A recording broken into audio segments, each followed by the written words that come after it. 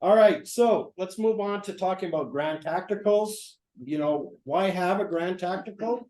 So that kind of like the bicentennial events, that we could have a larger event to look forward to, and a good turnout from both sides, the British and the Americans. And then ideally have an interesting event at a unique site. So kind of keeping the hobby fresh for everyone.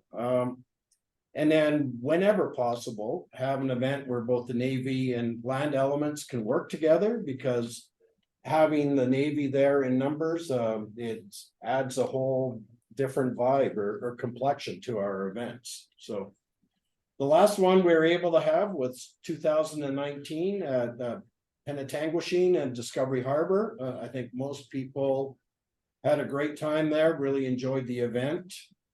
I don't know how many of you talked to a number of the American units. I was amazed with how far people had traveled. There was a boat crew from the state of Washington. There was a unit from Minnesota, a number from Indiana. So quite a few people traveled a long, long ways to be at the Grand Tactical and supporting that. So once again, I'm repurposing slides I had before. So 2020, we were going to have the Grand Tactical at Sackets Harbor. So 2024, I think at long last that this is a go. So I'll refresh everyone's memory. We used this before. There's a map that's a good graphic of the battlefield and the terrain. And then I'll jump to a satellite image, so we have a sense for the area that we have to utilize and play with. So there was a Grand Tactical there before in 2010. So that shaded area is roughly the terrain that we used for the camps, for the battlefield. So we had a great event, but we just used that portion of the land. What's happened since then is the state of New York has taken over a lot of the land from where we were before to Horse Island down in the lower left-hand corner. So Horse Island is part of the state, and then all those fields all the way back to the battlefield park right now. So 2010, we had the British camp was set up down in the bottom left. The American camp and the merchants were in sort of the shady grove where the monument is. And then we use this area as the battlefield. So for next year, 2024, we're going to have the camps up in the shaded grove, but I'll zero in on that in a moment. So we want all the infantry to be in the shade. And so people that know me in distances, it can be suspect. So I really did pace us off and make notes. So, that's what we looked at in terms of a layout for the camp. The British regulars. Copy of that. Yeah. Thank you. We will certainly have it long before, right? So then the artillery park, lots of room to the left of the British camp, and then the militia can be to our right. So we're all together, but people are doing their own things. And then the kitchens for the Americans and the British will sort of A pool. Access to that. You're all welcome. I think that's part of the militia camp. but if that's available as a B&B, then that might be a good one to book there. So yeah. So the kitchens will back onto each other. So there's a margin where the monument is and kind of like no man's land. So a bit of a gap between the American and the British camps. They're setting up fire pits and stuff for us. And it's also because the local fire department would prefer to have all the fires in one spot. So I'll repeat what Craig said so the microphone can hear that, and maybe the rest of the room. Oh, sorry. Low talker. So you can't dig fire pits there. So what they had, and I can't even remember this from 2010, but apparently they did it there, they're more or less like sandboxes, like they have a large. Timber frame and And- 10 inches high and sand. Yeah, and they fill it with sand and so there might be some sharing of fires to make that work, but. As we get closer to the event, we'll run some polls. They just ask how many are they going to need, and then we let them know and they'll have that ready for us, so. So does that include braziers, or they would rather us not use anything except for these?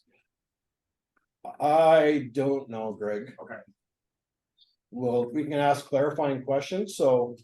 Remember, this was a battlefield walk we did in 2019, so I'm literally recycling. Slides from back then. Fair enough. The main thing is it's no dig because it is an actual Yes, historic site. yes. Yeah. The other point was, is that they want to make sure that the fires were all in one place for the fire marshal, right? So it's all in one straight line. It's more control. Where would the naval establishment be? The naval establishment will be, oh, you can't see my cursor, those watching can, so. Up there, there's like the, I don't know, harbor master's house, lieutenant's house. So all the naval establishment were camped in and around the Navy buildings, right? And then I think they're gonna do some work. We've talked with Mr. Hurlbut about this, Charlie, about access to the main town pier. That was part of the reason we pushed it another year, because that was under construction this year. And then having dockage inside the harbor for the naval establishment's boats.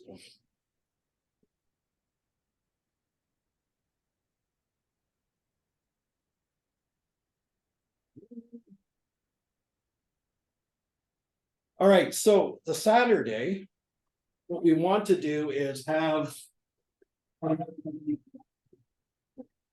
the battle kicking off from around Horse Island. So it's gonna be highly dependent on the lake level. And then also the condition of the lake that day, right? So if conditions will work, then we will land some soldiers from naval crafts. There is a little bit of a sort of a beach area right there. So the boats can come around from behind the island.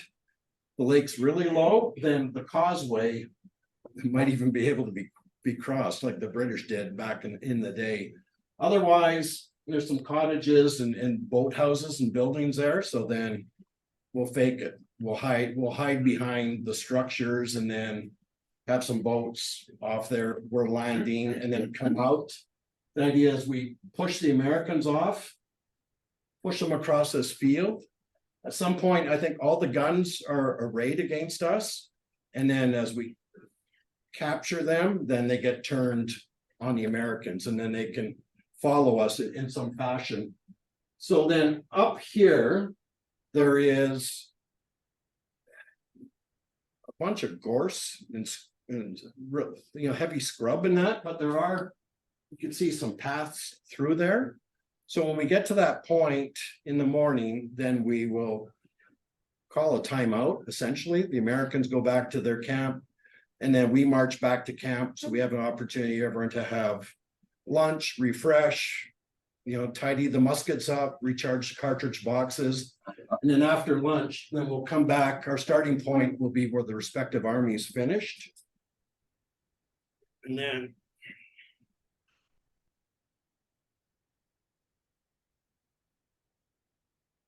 in the afternoon, the British will split into two columns. There's two paths through all that heavy stuff. So we'll fight through there and then join the line and then fight across the battlefield that we used in 2010, and then the Americans will have a replica Fort Tompkins structure where the original, one was back in the day. So it should be a very active, full Saturday. Merchants will be set up kind of down in this area. There's a bit of a parking lot and some barns and structures there. So they'll be down there where they're more accessible to the public, and that opens up more room for the camps for us. And then the Sunday, much simpler. I think we'll have a memorial service in the morning and then just kind of use this area to have an afternoon battle, and then people can be on their way. So no evening battle. No, I think they're gonna try to have dancing. And then where we've had an officer soiree at one event a year. I talked to Connie about using the Union Hotel, which is a historic building that's in their domain. That maybe we could have the reception there, but also include some local dignitaries, you know, the mayor, senators, et cetera, so. Okay. And then maybe some of the command staff from Fort Drum. And where will we be able to park? It was in the notes somewhere, there's a water treatment plant or something nearby that is much closer than where we parked in the past, so. They've already had thought towards that and started making provisions for it. Okay, and just for clarification, in the 1813 attack on Sackets Harbor, when the British were landing, there was a British band that got off the ships and drowned because the water was too deep. That won't happen with the well, that won't happen with the Corps of Drums because, as I've said over and over again, we're not a band of music. It's just, you just stole my joke. I was gonna say that. We're not gonna let you off the ship. All you're picturing is a bunch of pipes sort of just above the water. Snorkels. Yeah. I think just don't let Chris jump up first and go, yeah, it's plenty high, yeah, lots of room. Maybe it'll just depend on who boat you're on. All right, so here is my challenge to you, y'all. At Mississinawa, I took over the parade and stood in front of all the assembled American units there and challenged them to come to the Grand Tactical and support it so that it is something special. You know, there's a lot of excitement there, but I need you guys all to really advocate for this with your units. And if we could have a strong turnout. The last Grand Tactical that we had in the US was at Fort Niagara. And we did not do well. You know, if it wasn't for a couple of American British units and units that we ordinarily wouldn't see, like the 100th, and you know, we would have had very, very light numbers. So I know people don't like to travel a distance and are worried about crossing the border. Any of the issues with the New York State gun laws, that is gone. You know, especially for the state park like Sackets Harbor. So there's no restriction there, and it's very easy drive. You probably don't have to spend a whole lot of times in the States if you cross at the Thousand Islands Bridge or whatever that is, you know, just past Kingston, go across and you're half an hour into Sackets Harbor. If people haven't been, the village is spectacular. Like every street you walk down, every corner you go around, there's a marker, there's a monument like this.